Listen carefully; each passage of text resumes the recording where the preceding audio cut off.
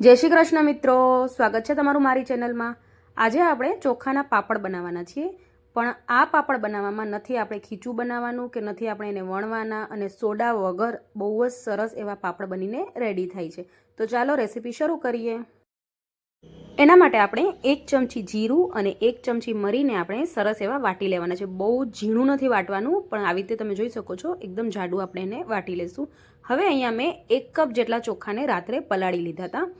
તો 7 થી 8 કલાક આપણે ચોખાને પલાળવાના છે। મેં રાત્રે પલાળી લીધા હતા, એટલે સવારે આપણે આ પાપડ બનાવશું।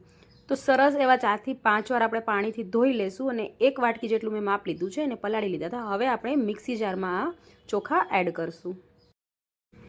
તો અહીંયા મેં છે ને ખીચડીના જે ચોખા આવે છે એ લીધા છે। તમે જો ઓલા કટકા ચોખા આવે એ લઈ શકો છો, પણ જીરાસાઈ કે બાસમતી ચોખા આપણે નથી લેવાના।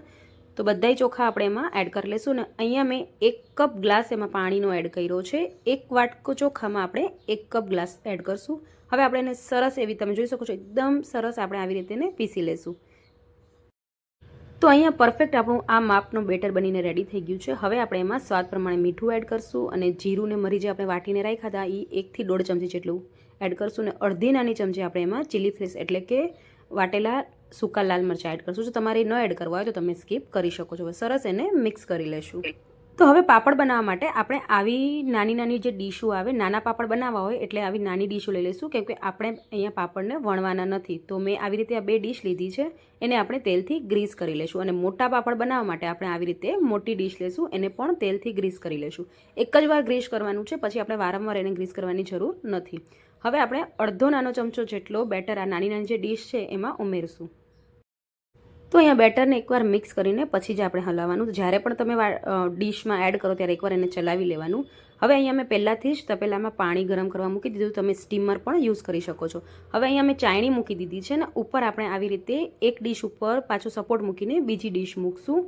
જો તમારી ચાયણીમાં 2 ડીશો સમાઈ જતી હોય બાજુમાં, તો તમે એવી રીતે પણ મૂકી શકો છો। અને ઢાંકણ ઢાંકી ફક્ત 1 જ મિનિટ માટે આપણે એને બાફી લેવાના છે। તો 1 જ મિનિટમાં તમે જોઈ શકો છો સરસ એવા બફાઈ જશે અને પાપડ રેડી થઈ જશે। તો આ બફાય ત્યાં સુધી આપણે મોટી ડીશમાં પણ 1 ચમચો જેટલો બેટર એડ કરી લીધું। તો હવે આ કાઢી લેશું અને એ ડીશે મૂકીને ઢાંકી દઈશું। તો 1 મિનિટ સુધીમાં આ પણ રેડી થઈ જશે।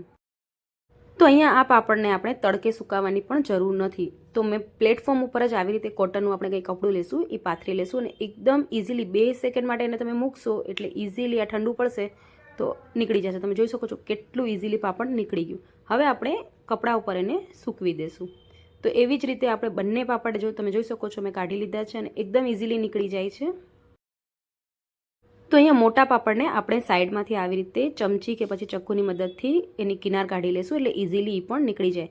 તો બહુ જ સહેલા છે બનાવવા, અને એકદમ આરામથી તમે જોઈ શકો છો કેટલા ઇઝીલી એ પાપડ નીકળી જાય છે। તો બિલકુલ આવી રીતે આપણે બધાય પાપડ બનાવી લેશું, અને 1 જ મિનિટ સુધી આપણે બાફવાના છે, વધારે બાફવાની પણ જરૂર નથી। તો બહુ ઓછા ટાઈમમાં વણ્યા વગર બહુ બધા પાપડ તમે સાથે બનાવી શકો છો। તો અહીંયા તમે જોઈ શકો છો મેં બધા પાપડ બનાવી લીધા છે।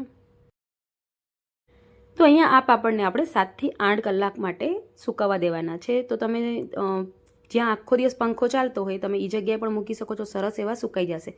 તો અહીંયા મેં થોડાક જ બનાવ્યા છે। જો તમારે વધારે માત્રામાં બનાવવાના હોય અને વરસ સુધી એને સ્ટોર કરવા હોય તો 1-2 કલાક માટે આપણે એને તડકામાં પણ મૂકી દઈશું, એટલે આપણે 1 વર્ષ સુધી સરસ એવા પાપડ રહીએ। તો હું તમને તળીને પણ બતાવું છું, તમે જોઈ શકો છો સોડા વગર કેવા સરસ આપણે પાપડ ફૂલીને રેડી થઈ ગયા છે।